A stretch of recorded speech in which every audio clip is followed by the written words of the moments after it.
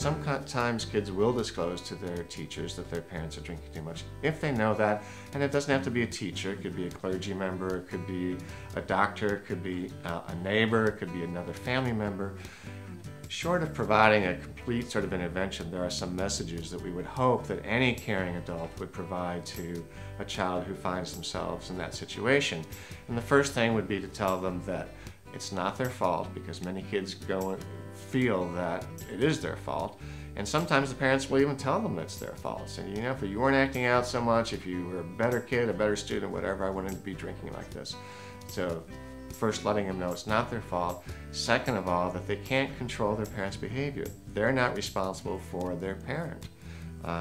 So that's the second message. The third message is that they're not alone. There are lots of other kids, like 1 out of every 4 kids, who at some point or another will experience an alcoholic parent. So they're not alone. They shouldn't be ashamed of that. They should really look for places where they can have a safe, honest conversation about what's going on at home with another caring adult, whether it's you or somebody else.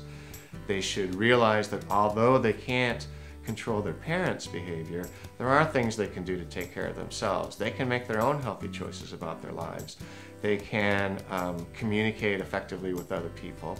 We know through the literature that there are some protective factors and some resiliency factors that make it less likely that kids who grow up in these difficult environments continue this cycle through the next generation or develop other kinds of issues as they grow up.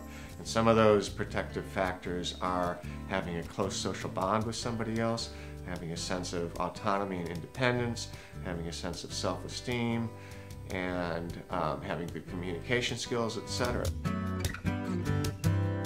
We don't want teachers or doctors or clergy members or other coaches, etc., to, once they find out that a kid is growing up in an alcoholic home, to say, oh, this kid is lost, this kid is going to have no chance whatsoever. They have increased risk for becoming alcoholic, for having other mental health problems, for having anxiety and disorder and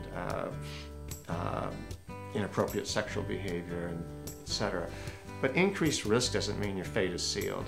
And sometimes I'm afraid in having these conversations that we end up stigmatizing and over-pathologizing kids who grow up in alcoholic families or in other dysfunctional environments.